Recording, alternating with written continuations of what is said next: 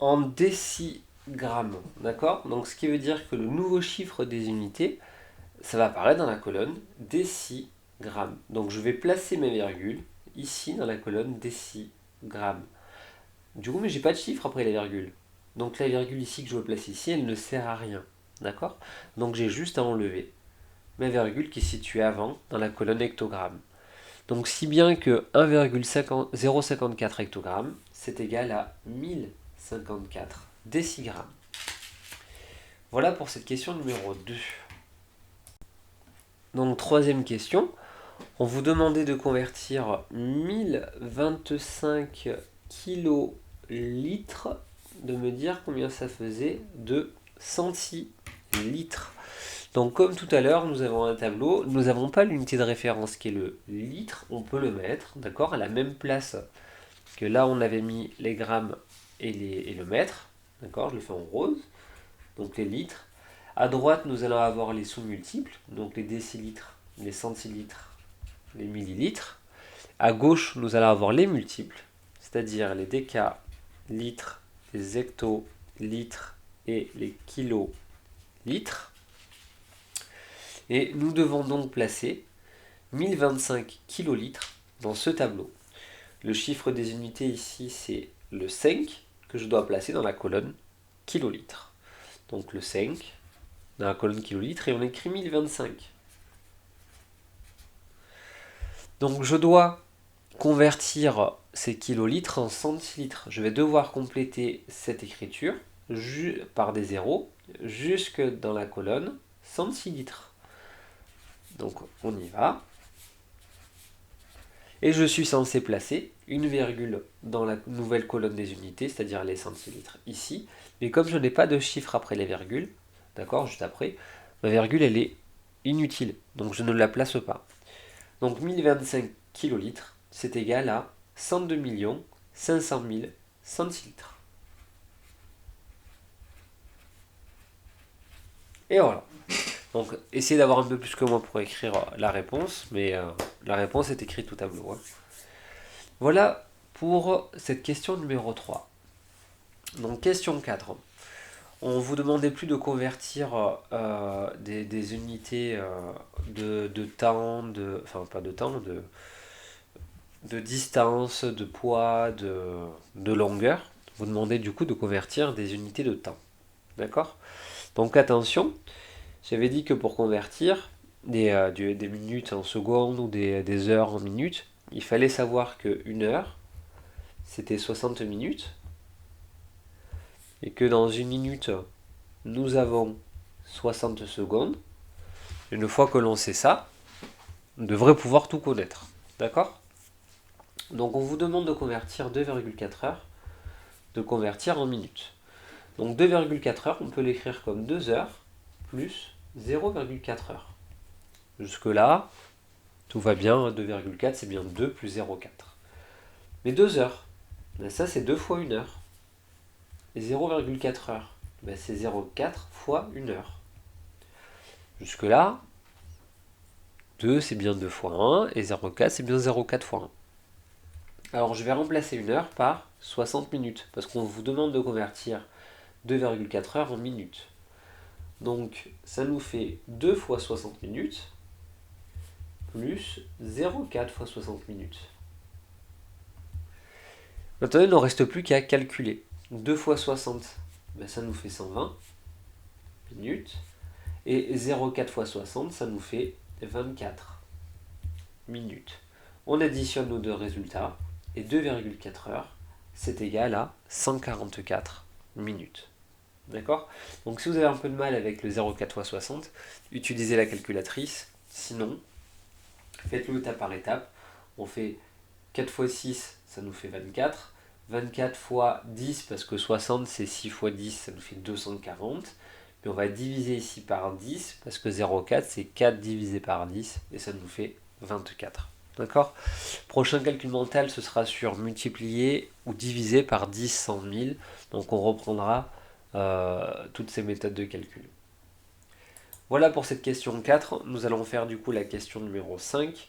On vous demandait de convertir 10 minutes, savoir combien ça fait d'heures. Donc quand je vois ici, je me dis que 1 heure, c'est 60 minutes. Ce qui veut dire que pour passer des heures en minutes, on multiplie par 60. Mais si je veux passer du coup des minutes aux heures, des minutes aux heures, je vais devoir faire l'inverse. C'est-à-dire on va diviser par 60. Ici, je veux passer des minutes aux heures, des minutes aux heures. Donc je vais diviser 10 par 60. Donc 10 minutes, c'est égal à 10 divisé par 60 heures. Soit je laisse comme ça, soit j'utilise le cours sur les fractions et je peux simplifier cette fraction, d'accord? Et ça nous fait 1/6 d'heure. Donc je pourrais prendre la calculatrice, taper ce résultat, enfin ce nombre à la calculatrice. Cela ne me servira à rien, parce que 1 sur 6, ça nous donne un nombre avec un nombre infini de chiffres après la virgule. Et ce nombre-là, on ne peut pas l'écrire en écriture décimale. Donc on le laisse en écriture rationnelle. Voilà pour ce calcul mental numéro 6. Donc d'ici la fin de la semaine, cette série de calculs mental sur la conversion sera terminée et vous aurez un test le lundi de la rentrée lorsque nous serons en présentiel, je l'espère. Sinon ce sera un test que vous ferez à distance sur Pronote ou un autre outil pour faire du calcul, enfin pour faire des QCM. Voilà. Alors du coup nous nous retrouvons pour l'activité numéro 3, page 221 que vous allez faire, d'accord, que vous allez essayer de faire, tout en sachant que je vais la faire là juste maintenant en expliquant étape par étape ce qu'il faut faire, ce qu'il fallait comprendre et les erreurs qu'il ne fallait pas faire. D'accord? Donc je me suis un peu avancé. Première question, il fallait recopier les 4 figures sur du papier quadrillé qui apparaissait du coup dans votre livre à la page 221. Elles sont faites, d'accord? Et vous devez dire s'il existe à reproduire chaque figure sur le papier quadrillé et construire s'il existe les centres de symétrie ou les axes de symétrie. Alors, un axe de symétrie, je le répète, hein, vous l'avez vu l'an dernier, une figure admet un axe de symétrie si lorsqu'on plie la figure par rapport à cet axe, eh ben, nos deux parties de la figure se superposent. D'accord? Par contre, un centre de symétrie, on l'a vu cette année, une figure admet un centre de symétrie si lorsqu'on lui fait faire un demi-tour par rapport à ce centre, eh ben, la figure se superpose. D'accord? Donc ici, cette première figure, qui est un rectangle, on peut se dire qu'elle admet un axe de symétrie. Donc je vais utiliser une feuille de papier calque pour vous montrer, d'accord, qu'on a bien un axe de symétrie. Donc je reproduis ma figure sur du papier calque. Je vais peut-être juste le faire pour la question 1 et la question 2, enfin nos deux premières figures. Après je vous laisserai, vous, le soin de le faire à la maison. Donc là j'ai reproduit ma figure, d'accord? On voit, hein, ça superpose bien. Et je vais tracer mon axe de symétrie. Donc je me dis, tiens, cette figure-là, par pliage, si je plie cette figure par rapport à ce trait-là, que je fais en orange, ben, cette figure-là, elle va se superposer. Je montre. Je montre ici, d'accord? Je vais plier mon calque par rapport à mon trait orange. Regardez ce qui va se passer. Donc je plie par rapport au trait orange. Que se passe-t-il? Mais on voit qu'on n'a qu'une seule figure qui apparaît. Nos deux parties de la figure se superposent vraiment parfaitement. Ce qui veut dire que le trait orange, c'est un axe de symétrie. D'accord? Donc ce trait orange là, c'est un axe de symétrie. On peut en avoir un deuxième axe de symétrie. Je vais le faire en rose. Là, si on a vu qu'on avait déjà le premier qui était dans ce sens-là, le deuxième, il peut apparaître dans ce sens-ci. Je ne sais pas si on voit très bien le trait rose, hein. Il est là, je vous montre. Je vais plier ma figure par rapport à cet axe de symétrie là. Donc on plie par rapport au trait en rose. Tac. Je montre, je déplie. On voit bien que par pliage, la figure se superpose par rapport à ce trait rose. D'accord? Donc ce trait rose, c'est aussi un axe de symétrie. D'accord? Alors, on va voir si elle admet un centre de symétrie. Donc je vais placer ma figure ici. Un centre de symétrie, on sait qu'une figure a un centre de symétrie. Lorsqu'on lui fait faire un demi-tour par rapport à ce centre, la figure se superpose. Donc j'ai mis un haut à droite pour m'aider, pour me repérer. J'ai dit qu'en haut à droite, le point se nommait A. Je me dis, bah tiens, le centre de symétrie ici, lorsque j'ai fait mes deux axes, il peut que être à l'intersection de mes deux axes de symétrie. Je me dis, bah tiens, si je fais tourner la figure autour de ce point-là, peut-être qu'elle va se superposer. Alors, je regarde, je ne sais pas si je m'enlève de la caméra, je vais faire un demi-tour, d'accord, autour de ce point. Donc, je tourne. Ah, j'ai l'ordinateur qui bloque. Je tourne, je tourne, je tourne. On tourne. Là, j'ai fait un quart de tour. Et ici, là, j'ai fait un demi-tour. Vous avez vu ma lettre A, du coup, elle s'est retrouvée inversée. Alors du coup, qu'est-ce qu'on remarque? On remarque que ma figure, du coup, se superpose. Je lui ai bien fait faire un demi-tour autour de ce point-là, d'accord, qui est l'intersection de mes deux axes de symétrie. Donc ce point-là, c'est un centre de symétrie. Donc la première figure est composée de deux axes de symétrie et d'un centre de symétrie. Donc j'enlève la feuille de papier calque et vous notez ça du coup dans la première figure. Donc première figure, je l'ai fait en orange, mes deux axes de symétrie, je l'écris en dessous, axe de symétrie.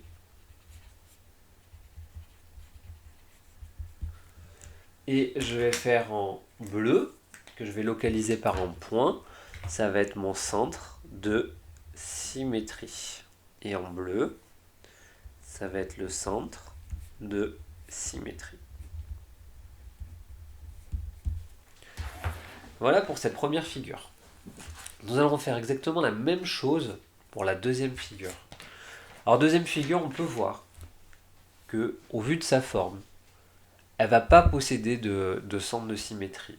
Si je fais tourner la figure autour d'un point, je vois qu'ici, elle n'est pas symétrique. J'ai pas trois côtés de la même longueur, j'en ai que deux. Si je la fais tourner d'un demi-tour, la flèche qui est en haut, elle va se retrouver en bas, ça va pas se superposer. Donc on peut éliminer le centre de symétrie. Mais elle a un axe de symétrie. L'axe de symétrie, je vois que ce triangle-là, il est particulier, il est isocèle, d'accord? Donc je mets ici qu'il est isocèle. Mais je sais que dans un triangle qui est isocèle, mais que la médiane ou la médiatrice, qui est ici, ça constitue un axe de symétrie. Alors je vais vous le montrer. Je vais repasser ma figure, d'accord? Alors j'essaie de les superposer. Bien sûr, mon papier calque n'est pas assez grand, ça dépasse un tout petit peu, mais on va faire avec. Hop, on va prendre la règle pour refaire la figure. Tac. Donc on refait la figure sur du papier calque.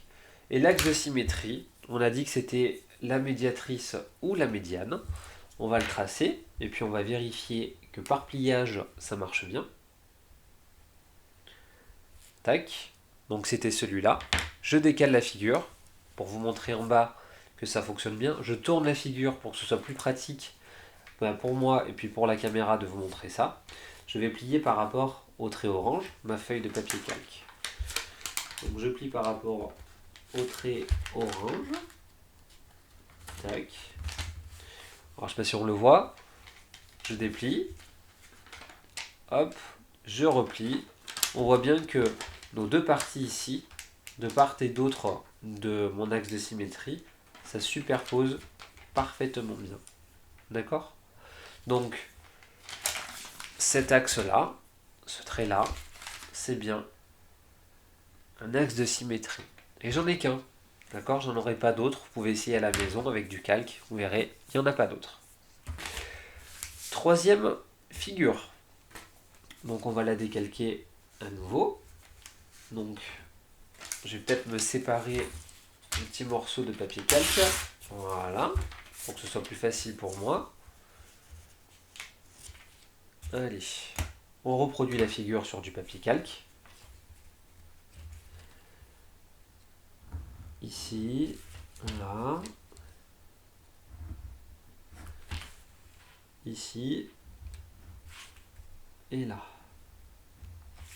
Donc comme tout à l'heure, je vais dire que le point qui est en haut, ça va être le point A. Je vais faire une flèche vers le haut pour m'aider si jamais je trouve un centre de symétrie. D'accord? Alors, essayons de voir déjà si on a un centre de symétrie. Donc on voit que cette figure-là, elle est particulière. J'ai deux figures ici qui sont totalement identiques, qui sont l'une en face de l'autre. On voit assez aisément que ce point ici qui est central, là, celui-là, c'est un centre de symétrie. Alors on regarde, je mets la pointe du compas sur mon centre de symétrie et je fais tourner ma feuille d'un demi-tour. D'accord? Je tourne d'un demi-tour autour de ce point. Je fais tourner la feuille. La flèche qui était en haut se retrouve en bas. Et qu'est-ce qu'on constate? On constate que la figure se superpose. D'accord? Donc ce point ici qui est central, c'est bien un centre de symétrie. Alors, et maintenant les axes de symétrie. Donc, cette figure-là qui est composée de deux triangles équilatérales, d'accord? On sait que dans un triangle équilatéral, les médiatrices, ou les hauteurs, ou les médianes, constituent des axes de symétrie, d'accord? Donc, ces deux triangles-là ont pour sommet commun celui-là. Donc, en fait, la médiatrice issue de ce sommet, dans ce triangle-là et ce triangle-là, ce sera un axe de symétrie. Je trace. Alors, je le trace, normalement, il me faudrait une équerre pour le faire. Aujourd'hui, je n'ai pas d'équerre, mais je cherche. J'ai une équerre. On va prendre l'équerre pour tracer notre médiatrice, notre hauteur, hein, d'accord? En traçant la hauteur, vous aurez forcément la médiatrice, parce que le triangle est équilatéral. Là. Donc cet axe-là, je dis que c'est un axe de symétrie. On regarde, on vérifie. J'enlève la figure. Je vais la plier par rapport à mon axe de symétrie que j'ai dessiné en orange. Tac. Je vous montre. Je déplie. Et je replie. On voit bien que nos deux parties de la figure se superposent vraiment parfaitement bien. Donc l'axe ici qui est en orange, c'est bien un axe de symétrie. D'accord? Donc on a celui-là. Mais on en a un autre. Alors comme j'ai un centre de symétrie et que j'ai un axe de symétrie, on peut en déduire que on a forcément un deuxième axe de symétrie. Parce qu'en fait, le fait d'avoir deux axes de symétrie, ça implique forcément d'avoir un centre de symétrie. Donc si on a un centre de symétrie, on a forcément deux axes de symétrie. Mais le deuxième axe de symétrie, il se situe perpendiculairement au premier axe de symétrie, mais qui passe par le centre de symétrie. Alors je montre ici, c'est-à-dire, ça va être cet axe-là, que je prolonge ici, que je fais en rose. D'accord? Ce trait-là, que vous voyez ou pas sur la figure. Alors attendez, j'essaie de trouver le bon réglage de la caméra. Hein. Voilà. Donc ce trait-là que vous voyez en rose, ici, on voit encore moins que tout à l'heure. Voilà. C'est un axe de symétrie. Je montre, je tourne la feuille, et je vais plier par rapport à ce trait rose. Je plie ici. Que se passe-t-il? nos deux parties de la figure se superposent, d'accord, par pliage par rapport à ce trait rose qui est l'axe de symétrie de ma figure. D'accord? Voilà, donc on a deux axes de symétrie et un centre de symétrie. Donc moi je les recopie du coup sur ma figure, je vous ai montré avec le calque, je vous laisse le faire et dans une seconde ça apparaîtra sur votre écran. Alors, dernière figure, du coup, une figure qui est en forme de Z, qui a l'air composée de choses, enfin, le Z, nos deux barres ici, font la même taille. Là, on voit qu'ici, ici, ben, ça nous fait 4 carreaux, enfin 2 pour vous, moins 4 pour moi. Je vois qu'ici, je suis à la moitié. Peut-être qu'en faisant tourner cette figure-là autour de ce point-là, ben, nous allons avoir la figure qui va se superposer. Alors pour gagner du temps, j'ai recopié ma figure sur du papier calque. Je superpose. Je vais prendre mon compas. Je vais essayer de le faire autour de ce point-là, hein, d'accord. Ça semble être le centre de symétrie. Après, c'est plus de l'intuition que... Il n'y a pas forcément de méthode, hein. Il faut faire, il faut s'entraîner. J'utilise du calque pour vous montrer que ça marche, hein, mais voilà, on utilise du calque. Je prends, et j'ai oublié de me faire un petit point repère pour vous. À flèche du haut, hein. Je tourne. Je tourne ma feuille d'un demi-tour. Ça, c'est un quart de tour.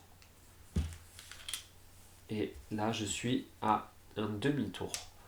Ma figure s'est superposée.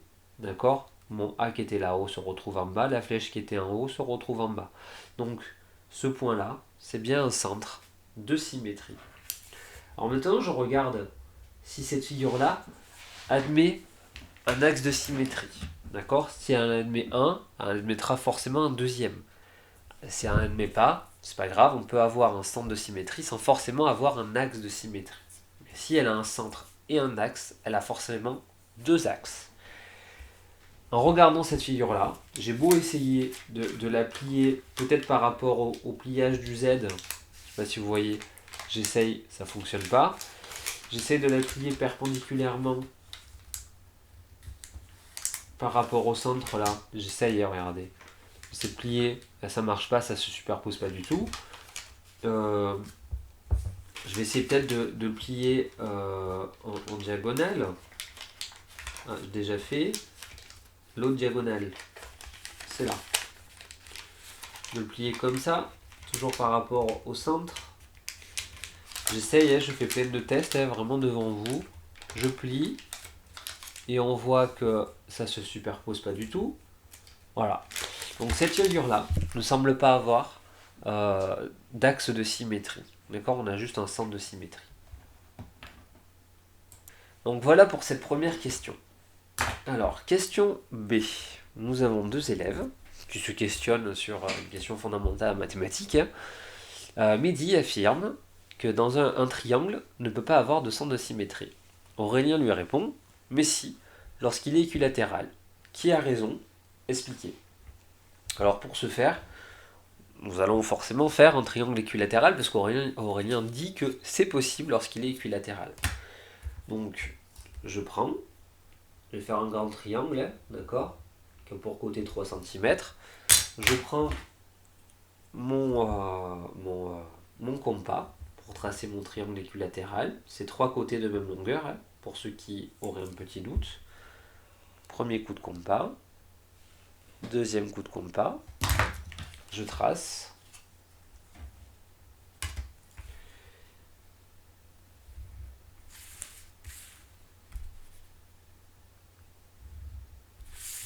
Ici.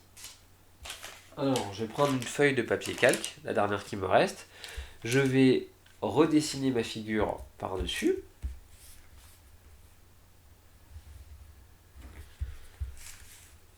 Tac. Donc, vraiment, le but c'est d'utiliser le moins de feuilles possible. Je mets en haut que j'ai le point A, je mets vers le haut. Alors, où pourrait apparaître ce centre de symétrie, si jamais il en avait un? Mais rappelez-vous ce qu'on a vu dans le chapitre sur les triangles, dans la deuxième partie. Nous avons vu ben, les hauteurs et les médiatrices des triangles. Et on sait que dans un triangle équilatéral, hauteur et médiatrice sont confondus. C'est exactement la même chose. Donc je vais tracer deux hauteurs de ce triangle. Alors ce qui est bien là, c'est que je peux suivre les carreaux. D'accord? Je vais tracer la hauteur issue de A. Donc hauteur issue de A, on se rappelle, c'est la droite qui est perpendiculaire au côté qui est en face du sommet A et qui passe par le sommet. Là j'ai tracé la hauteur. Je vais tracer une deuxième hauteur. Donc je prends l'équerre, je le place, je vais tracer la hauteur issue du côté B, du sommet B. Je place l'équerre en face du sommet B et j'essaie de faire coulisser l'équerre en passant par le sommet B. Ici, je trace. Je peux faire exactement la même chose avec le troisième sommet. Alors, j'essaie de pas trop déborder. Ici, tac, tac, on passe, on trace. Alors, que remarque-t-on? On remarque que nos trois hauteurs se coupent en un même point. Alors, ces trois hauteurs, je ne sais pas si vous remarquez, mais ce sont des médiatrices aussi du triangle. D'accord? Vraiment, on passe à chaque fois par le milieu du côté, et puis on est perpendiculaire. Et bien, on va essayer de faire tourner cette figure-là autour de ce point d'intersection de ces trois droites, et on va voir ce qui se passe. Donc, je vais essayer de le faire d'un demi-tour.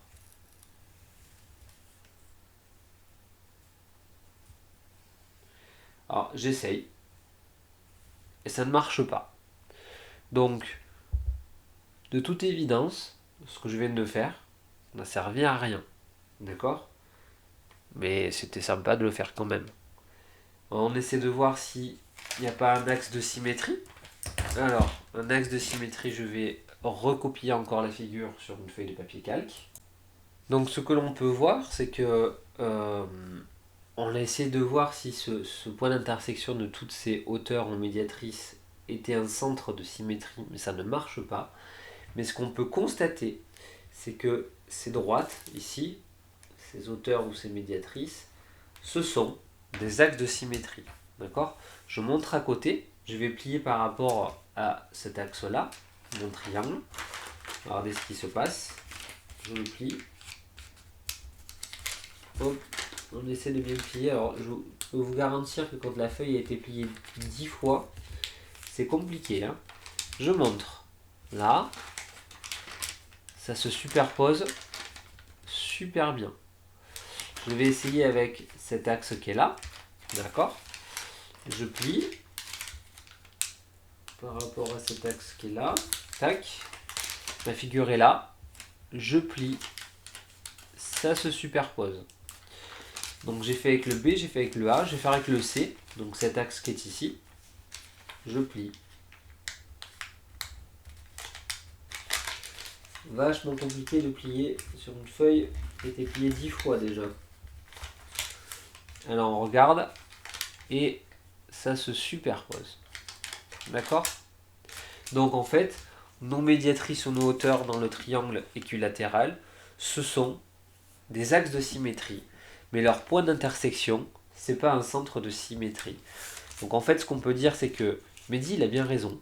Dans un triangle, il n'y a pas de centre de symétrie. D'accord? Même si dans un triangle équilatéral. Donc Aurélien a tort, Mehdi a raison. Mais par contre, un triangle peut posséder un axe de symétrie, mais pas de centre de symétrie. D'accord?